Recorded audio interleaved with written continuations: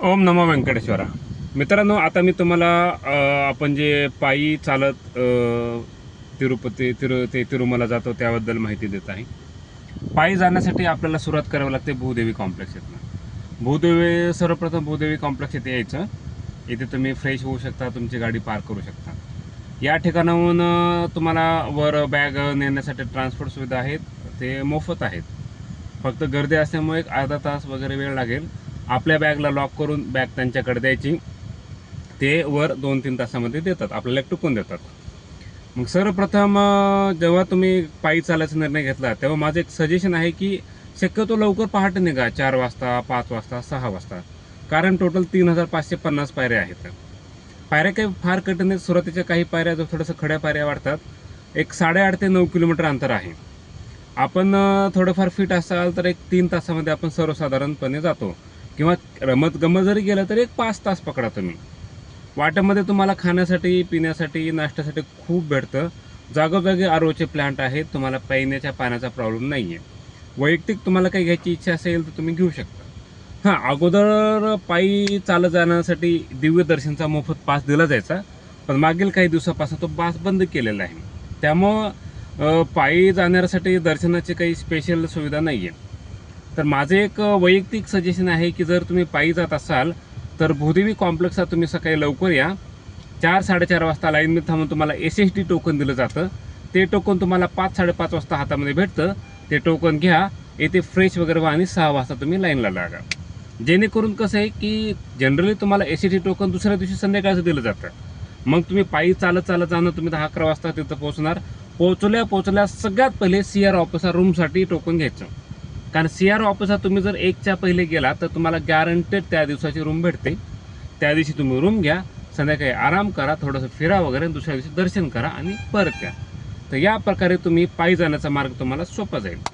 आता पायी कोण जाऊ शकत नाही. आता फार कोणी डायबिटिक पेशंट असेल, हार्टचा पेशंट असेल, किंवा बॅक पेन म्हणा, गुडघेदुखीचा त्रास असेल तर त्यांनी शक्यतो पायी जाणं अवॉइड करावा. आपण थोडंफार फिट असाल, आपण पायी जाऊयात, काही नाही. रमत गमत, हलक्या पायऱ्या, थोड्या पायऱ्या आहे, थोडं चालायचं आहे. फक्त सुरुवातीच्या 1700 पायऱ्या एकदमच खड्या टाईपमध्ये आहेत. But you can go. Lord Govind Venkatesh आपल्यासोबत आहे आणि गोविंदाचं नाव घेत आपण जाऊ शकतो. ओम हरी व्यंकटेश. मी आहे डॉक्टर परमेश्वर स्वामी. मी सेकंड टाईम तिरुपतीला आलेलो आहे. या अगोदर मी डायरेक्ट कारनीवर गेलेलो होतो आणि सध्याच्याला मी पायी गेलेलो वर. आणि विशेष म्हणजे वर तुम्हाला लॉकर पण खूप सारे भेटतात. जवळपास 11,000 लॉकर आहेत. त्यामुळे जरी तुम्हाला रूम नाही भेटले तरी तुम्ही लॉकरमध्ये आपलं सामान ठेवून लॉकरच्याच बाहेर हॉलमध्ये तुम्ही आराम करू शकता. म्हणजे वर थांबण्याचं, आराम करण्याचं फारसं ताण नाही घ्यायचं. आणि जरी तुम्हाला SST टोकन नाही मिळालं तरी तुम्ही वर सर्वदर्शन टोकनमध्ये जाऊ शकता. नॉर्मली मीडियम गर्दीच्या पिरियडमध्ये सर्वदर्शनला 10 ते 12 तास लागतो. पण हा 10 ते 12 तास वेळ आपल्याला काही उभा टाकायचा नसतो. म्हणजे या वेळामध्ये आपल्याला 1-1.5 घंटा लाईनमध्ये थांबल्यानंतर एका छोट्या हॉलमध्ये ठेवलं जातं. तिथे तुम्हाला नाश्ता दिला जातो, दूध दिलं जातं, ताक दिलं जातं, नाश्त्याला उपमा असतो. थोडा उशीर झाला, दुपारचा वेळ झाला, तुम्हाला सांबर राईस किंवा कर्ड राईस दिला जातो. आणि तिथून थोडंसं आणखीन चालल्यानंतर एक दुसऱ्या हॉलमध्ये ठेवलं जातं. त्या ठिकाणी तुम्हाला 6 ते 7 घंटे हॉलमध्ये ठेवलं जातं. आणि गर्दी असेल तर कधी कधी हे वेटिंग टाईम 10 ते 12 तासावर जाऊ शकतो. आणि हॉलच्या बाहेर पडले की तुम्हाला 1 तास लागतो.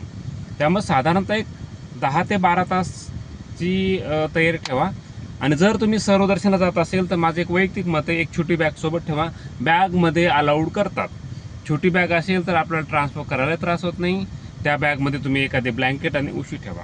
कारण वेटिंग हॉलमध्ये जेव्हा तुम्हाला 6 ते 7 घंटे थांबायला लावू शकतो तेव्हा तुम्ही आरामात तिथं कुठंही झोपू शकता. आणि निवांत झोपला तर तुम्ही फ्रेश राहता, तुम्हाला थकवा नाही जाणवत. म्हणजे काल आम्ही ॲक्च्युअली दर्शन घेताना जवळपास 3 ते 3.5 तास आम्ही आराम केला, म्हणजे झोपलो लईच. त्यामुळे एक सजेशन आहे, लहान मुलं सोबत असतील तर त्यांचं आवडीचं थोडंफार खाद्य घ्या. कारण मध्ये जे खाद्य पुरवलं जातं ते त्यांना आवडेलच असं नाही आहे. प्रत्येक हॉलमध्ये एक त्यांनी फोन दिलेला आहे, टेलिफोन. त्या टेलिफोनने तुम्ही तुमच्या एखाद्याला कोणाला बोलायचं असेल तर तुम्ही 2-3 मिनिट बोलू शकता. म्हणजे असं तुम्हाला हॉलमध्ये असं नाही जाणार की तुम्ही कुठंतरी तुम्हाला कोंडून ठेवलं आहे कैद्यासारखं. तर हा पण एक चांगला ऑप्शन आहे. ओम नमो व्यंकटेश्वरा.